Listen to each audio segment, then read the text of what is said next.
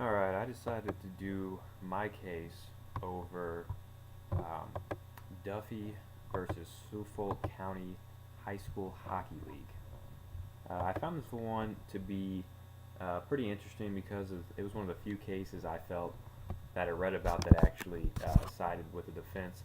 I felt like a lot of cases that we've seen so far and read about so far have always gone the plaintiff's way and against the coaches and athletic directors or the school. So this was a nice change of pace. I also liked it because it's something that I can relate to, and I'll explain that later on in this video.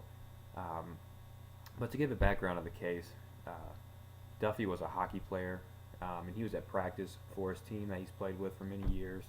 And during the practice, he skated behind the net, and when he skated behind the net, one of his teammates took a slap shot. It went above the goal and hit him in the helmet. Um, he was injured from that, and he later tried to sue the school, and this was back in 1997. He tried to sue the school and coaches for negligence, for not supervising enough of what practice and what was going on. Um, so, like I said, this was done in '97, and the courts actually uh, ruled that they actually threw the case out, saying what they called there's an assumption of risk involved whenever you play athletics, which I agree wholeheartedly with this. Um, I feel like today's world, too many people, if they get injured in any way, shape, or form, they try to say it was someone else's fault when just a natural part of sports is people getting hurt. I mean, it's just a common theme, and there's a high risk that it happens, especially if you're a high level playing athlete. Um, but yeah, as I was saying, so the courts ruled that there's an assumption of risk, and basically what the court said was that when you're playing hockey, there's a likelihood that there's something bad can happen to you, um, and something like a slap shot that just misses the net isn't something too uncommon that happens in hockey. It happens at the pro level, happens at the younger level, whatever. It's something that always happens. And then during the court case, Duffy was stated how he played for many years and how they've done that drill plenty of times, and how his coaches always informed him that he needed to wear a helmet. So, like I said, the courts ended up just dismissing the case, saying that the coaches and athletic directors or whatever, they did their due diligence, they did their duty, and they weren't negligent in showing how to protect the players.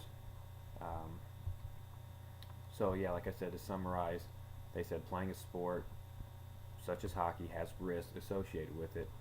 Um, with that, and then like I said earlier, was the reason I like this case is because it kind of relates to something that happened to me recently, as I recently finished playing college baseball.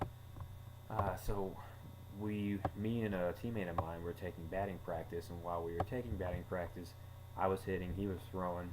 He threw a ball to me, I hit it, it bounced, it went through the net, and hit him in the face, and it actually sent him to the hospital. He had to have immediate surgery to repair a broken skull, or he fractured his skull. It was like right here.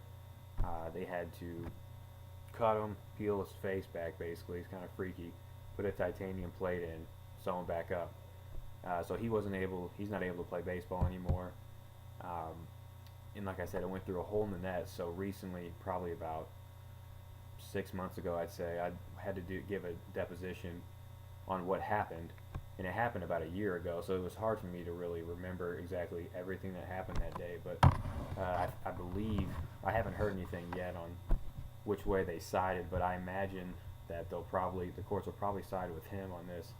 Uh, but I remember when I was giving the deposition, one of the biggest things they asked me was who was at fault. Was it us for not checking the net, or was it the coaches for not providing um, safe nets to throw from? And I told them that I felt like it was a shared responsibility, that the coaches need to make sure that we are given equipment and facilities that are proper for us. But I also told them that I felt like we should have double checked as well. I mean, we're 22-year-olds, we're grown ups, we know how to check for holes. But also, the coaches, if they had told us in the past to, hey, make sure you check for holes in the screens before you throw. Are they doing their duty by doing that? Does that count? Are they not being negligent? And to me personally, I would say that they did do their duty. I mean, they can't constantly hound us and make sure anytime any of us hit on our spare time that we're making sure to check the nets. I mean, sometimes holes are going to pop up and the coaches are going to miss it. It just happens. It's a part of life. So I think in that situation, it's just one of those bad luck things that happened. I think the school should have paid for his medical bills, which I'm sure they did.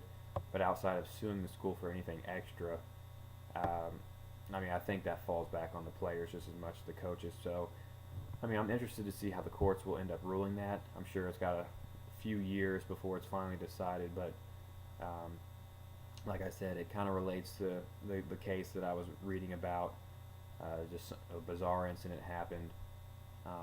Slightly different, though, because, I mean, there was faulty equipment involved with the situation I was describing as compared to the case I was reading about. So, yeah, I mean, this was a pretty plain, straightforward case.